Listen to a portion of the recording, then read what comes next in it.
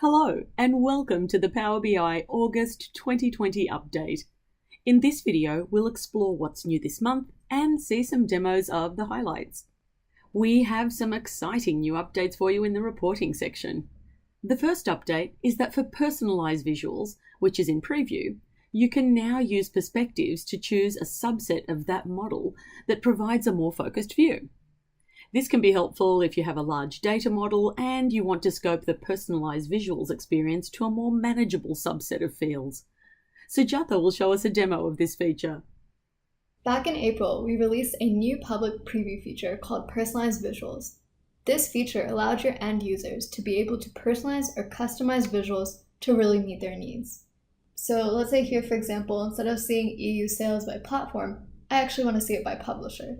So what I can do here is then click on platform and then go ahead and change it to publisher. Now, one feedback that we got about this feature was that if you had a model with a lot of different fields, maybe you didn't want all those fields to overwhelm your end users. So there were requests of, can I give a subset of my data versus all of my measures and all of my dimensions so that I'm not overwhelming my end user. So in this release, we've done just that. We're now adding the ability for you to use perspectives in a way that can filter the fields which can be used in this experience. And so what I mean by that is, first if we look at the full fields list, in this page I'm not filtered down to anything, it's just the entire fields list, and you'll see that some of these fields may not be as useful. Like for example, this is the image field that's actually used in the report creation, but it's not really helpful in terms of my end users exploring the data. But now let's look at a different page where I've then filtered it down to a perspective. So let's enter personalized visuals here. And let's go ahead and change the legend. So you'll see here that the fields are now filtered to a perspective which I created and which was called new perspective.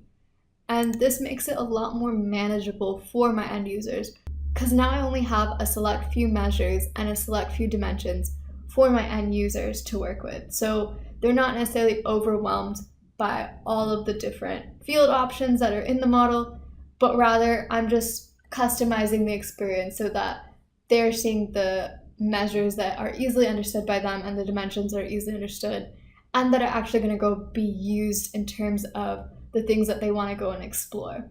So now let's switch to desktop to see the creation experience of this. So there are a couple prerequisites for this feature. First, you'll need to make sure that the report is enabled for personalized visuals. You can find this option in the options dialog under current file and report settings. Once you have it enabled, you can now get access to the new settings that we've added. You'll also need to do is, if you're creating the perspectives from scratch, you want to make sure that you download an external tool called Tabular Editor. Once you have this tool downloaded, you'll see that under the External Tools tab, Tabular Editor is the first icon right here. So what we're going to do is we're going to launch Tabular Editor. So now let's go ahead and create our very first perspective. You'll see that there is a folder here called Perspective. We're going to right click and then click New Perspective. So let's title it New Perspective. And to actually get the fields that we want into that perspective, we're going to need to open up the tables and right click to say Show in the Perspective. So let's say here I open up my tables and you'll see that it's the very same tables we have shown in Power BI Report. So let's say I want to start by looking at what's in the companies table. And let's say we add these fields into that perspective. So what we're going to do here is then right click and then see Show in Perspective, and then we're just going to add it to that new perspective that we created. We can do Show in Perspective, and you'll see if you try to add something that you've already added, when you click Show in Perspective, it's already disabled, which means that you've already added it to that perspective. So there's no need to go and add duplicate fields into that perspective. Let's go and add to new perspective. Add it in the new perspective.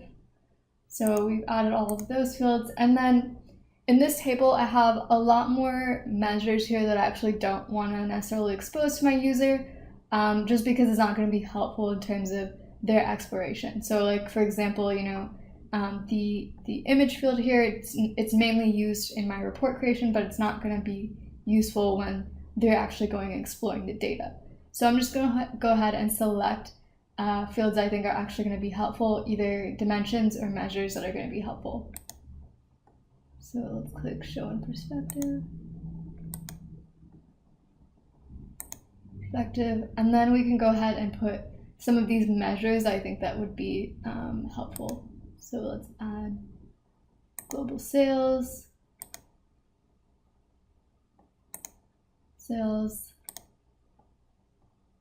U. Okay, so let's say I'm done and I've already added those as my fields within my perspective. Now you want to make sure, and this is super important, is that you go ahead and save it here first before you actually see the changes applied. So now that we've created the perspective and saved it to our model, we can now close out Tabular Editor and move back to Power BI Desktop. You want to make sure that you also save the file here so that those changes take into effect. Now let's go ahead and look at the settings options for how we can actually set the perspective for a given page. So let's say I want to set a perspective for personalized visual when it's used in this page. What I'll need to do then is go to the Format pane, and you'll see at the bottom we've added this new tab here called Personalized Visuals. So we're going to go ahead and open that. And the very first option you'll see is the Report Reader Perspective. So if we open this dropdown, you'll see that the perspective that we had just created is now populated there. So we're going to go ahead and select that. And you'll notice that if you want this perspective to get applied to the entire report, or essentially all the pages that are within the report right now, you can hit Apply to All Pages. But note that if you add more pages afterwards, you'll need to hit that button again so that it gets applied to the existing pages that you just added. So in our case, I'm just going to apply it here, and then the rest I'm just going to keep as the default. And then once this is done, I'm going to go ahead and hit Save. And then I'll publish it to the service. Next, we're bringing Rectangular Lasso Select to data points as a preview feature. Now you can select data points on a visual by clicking and dragging over its plot area. Rien will give us a demo. So back in April, we released Rectangle Select for visuals, which gave you a more convenient way to select multiple visuals at once by clicking and dragging on the report canvas. This month, we're bringing you a preview feature for that functionality, now extended to data points. So since it's a preview feature, in order to use this new Rectangle Select, let's go into the Options menu, and under the Preview Features section, make sure that Data Point Lasso Select, this box over here, is checked, which enables a preview feature. So when you edit a report, you will be able to create a selection rectangle in two different ways. The first is by holding down the Control key, clicking somewhere on a visual plot area, and dragging. As you can see, you've created a selection rectangle, and the way that Power BI treats it is it will act as if you have control-clicked every single point inside the selection rectangle. So here it will be everything from after 2012 to after 2015, with a little exception in the middle, with those 3 points that are above the boundary of my selection rectangle. So let's click that and see what happens. And it's as if I've held down Control and individually clicked every single one of these points. And just as with Control clicking, if I hold down Control again and start a new selection rectangle, all of my previous selections won't be cleared. And if I select points that have already been selected, just as with Control, if I click an already selected point, it deselects it, the same thing happens here. So the points that have already been selected will be deselected, the points that have been the points that are unselected will be selected. It effectively toggles the selection state.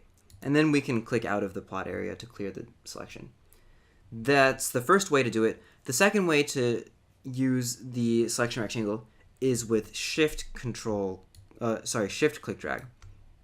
So the difference between shift click drag and control click drag is that shift does not deselect points that are inside your selection rectangle. So you can see that there are some unselected points here and there are some selected points here. If I control click dragged, what it would do is deselect these 5 points that have already been selected and then select the ones that have not. But with shift, As you can see, all of them are selected, and we're not clearing any selections at all. And so hopefully Shift allows you to just only add data points to your selection, and the combination of the two enables you to explore your data in a way that you find intuitive and fruitful. So those are the two ways to use the selection rectangle in edit mode. When you are viewing a report, then you have an additional control, which is to create a selection rectangle simply by clicking and dragging within a visual. And this action is going to count as starting a new selection, so all of your currently selected points will first be deselected before you start a new one. And so it'll look like, just like this. The reason that this action is not available in edit mode is because clicking and dragging inside a visual without holding any keys down in edit mode usually means I would like to move the visual. So there's a conflict there. A few things to note while the feature is in preview. The first one is that the number of data points you can select at once will be limited to 300. The second is that rectangle select will be enabled on a report-by-report basis in the service based on whether or not it was enabled when saved in desktop. So if you want rectangle select to be usable when you are viewing a report up in the service, make sure that you have enabled the preview feature in desktop on the PBIX and then republished it. And then lastly, since this is a preview feature, we are just rolling out rectangle select for visuals as we finish them. So the first three visuals that this will be available for are the line chart, the area charts, and the scatter chart. So hopefully, again, this really improves the intuitive data exploration aspect of cross-filtering, cross-highlighting, and selecting points. And we hope you enjoy. Thank you. Next, we've added dynamic formatting support to more visuals. These allow you to set different format strings for individual data points, like measure values on tooltips, data labels, and axes. Originally, we supported this for the table and matrix, card, and multi-row card visuals. Now, this month, we're adding dynamic formatting to column and bar charts, scatter charts, line charts, and other visuals. Christian has also provided us with a demo showcasing what you can do with dynamic formatting. Hello everyone, I'm Christian Wade and I'm the Program Management Lead for Semantic Modeling in Power BI. Today I'm going to talk about dynamic formatting of measures. This is something we're very excited to ship as you've been asking for it for a long time. And I'm going to go beyond the standard use cases to show you how you can have dynamic formatting based on values in the database to be data driven. Let's start off by dragging the time intelligence calculation group onto the columns of this matrix visual. We are dynamically calculating year to date and previous year, and you'll notice that year over year percentage is shown as a percentage. Historically, you could only do this using the format stats function, but that would return a string, so it was incompatible with any of the visuals that required a numeric data type. To show you what I mean, I'm going to switch this to a bar chart, which evidently requires a numeric data type. And as you can see, sales is shown as the dollar amount and it's working fine. But this time I'm going to apply the calculation group year over year percentage as a slicer. And you can see it works just fine. We can see the year over year as a percentage. How do we set this up? I'm going to come over to the new external tools ribbon. I'm going to launch the awesome tabular editor semantic modeling tool, which is where we define calculation groups, including time intelligence. So I'd like to point out year over year, previous year, as you can see, none of these have a format string expression defined. This is important because these calculation items will inherit the format string of the base measure. In the case we were just looking at, the base measure had a format of type currency, but if it had been a whole number like order count, it would have worked just fine and automatically inherited that format. Now in the case of year over year percentage, we are overriding the format string to be based on the percentage. Now what if we want to have the format string dynamically determined based on values in the dataset? A great example for that is currency conversion. So I'm going to come over to the converted currency calculation item and we'll look at the format string for this one, and this is actually a DAX function that is going to dynamically retrieve the format string from the currency table in the dataset. To show you the format strings in the dataset, I'm going to open my favorite DAX authoring and optimization tool, being DAX Studio. We'll run a quick query here, and as you can see, the format strings are in the database. So what does this mean for the user experience? If I drag currency name onto the columns of the matrix visual this time, you can see that sales amount is not only converted to the foreign currency values, but it's also displayed using the foreign currency symbols. This is the only way to do true dynamic formatting of measures in Power BI, and we're very happy to put it in your hands. Thank you very much. In the Analytics section, we're excited to announce that Q&A now supports SQL Direct Query sources, including SQL Server 2019, Azure SQL Database, and Azure Synapse Analytics.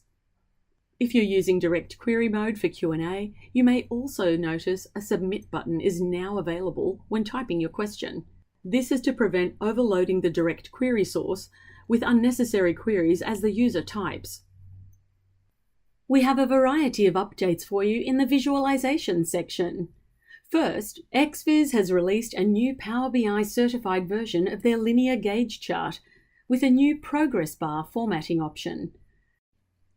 The visual also has several new formatting features, including data label enhancements for better positioning and formatting capabilities for the newly added vertical-oriented linear gauge. XViz has also released a new advanced pie and donut visual, which includes several pie and donut chart varieties and use cases into a single visual. Key features include 5 different chart options: top N ranking with an others grouping, donut charts with totals in the middle, data labeling formatting, and conditional formatting. Next, TME AG has released a ratings visual providing a variety of rating options for various performance indicators. These ratings can be displayed with 6 different shapes, can show you progress in percentage, and can be formatted to suit the needs of your report. TME AG has also released its toggle switch visual, which looks like a toggle switch and can show and hide data based on its state. Users can assign multiple values to switch on and off, and can also set the color of the switch. Mac Software has released its Drill Down Pie Pro Chart as part of its Zoom Charts suite, which brings signature drill down functionality, smooth animations, and rich customization options to the pie and donut charts. These features allow you to create visually appealing charts with deep data exploration capabilities. Next, the AdWise Roadmap visual helps you plan, roadmap, and time schedule phases and milestones of your project or campaign. With the visuals all in one view, you can present all of your phases as well as key milestones. It also includes several formatting options to adjust its look and feel to your design needs. Links to more information about all of these visuals, as well as links to download them from Appsource, can be found in the video description below. This month, we've also added multiple new features to the ArcGIS Maps visual. ArcGIS Maps is an out-of-the-box mapping solution you can use with a simple click of the Esri icon.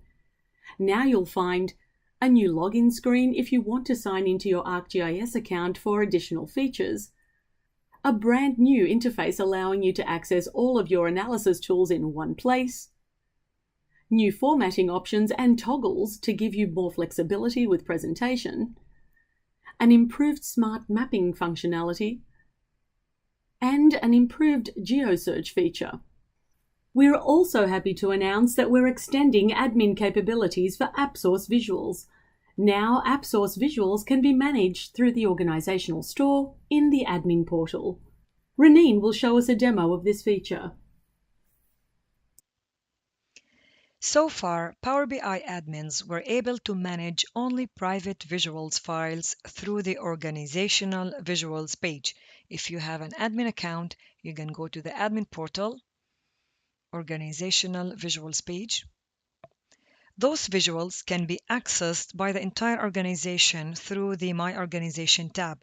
There is no need to share files through emails or share directories anymore. Those visuals are centrally managed by the admin. We extended the Organizational Visual Store so that admins can manage also visuals from Appsource. We added a new option to this page where you can pick visuals directly from Appsource.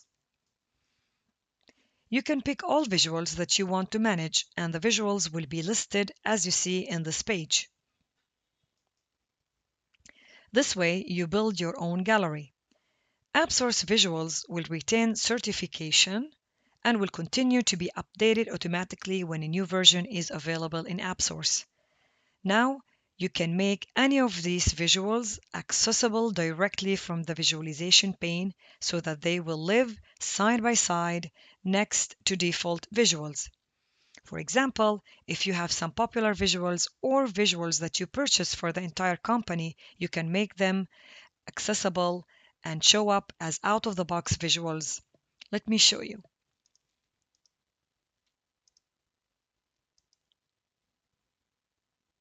You switch on the setting.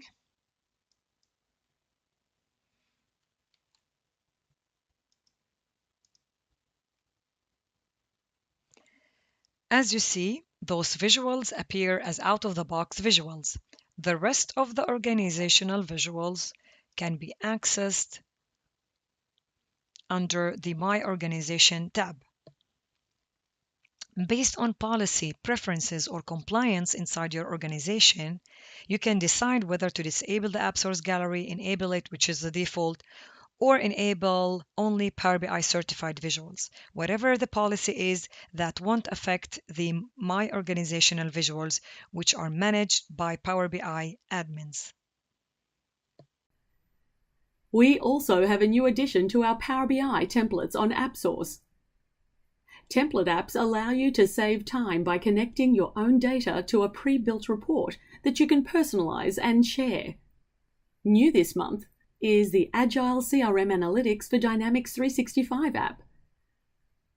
This is a set of Power BI analytical reports for Dynamics 365 to give you better insights from your CRM data. If you're interested in trying out this template app, please check out its link in the video description below.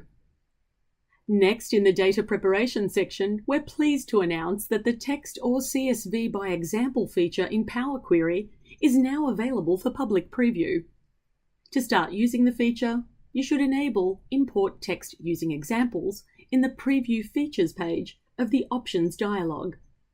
When using this feature, you'll see a new option to Extract Table Using Examples on the bottom left-hand corner of the File Preview dialog.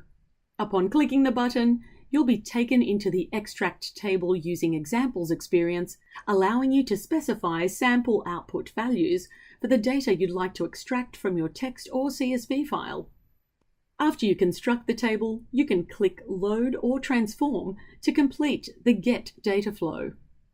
The resulting queries will show you a complete breakdown of all of the steps that were inferred for data extraction, which you can customize as needed.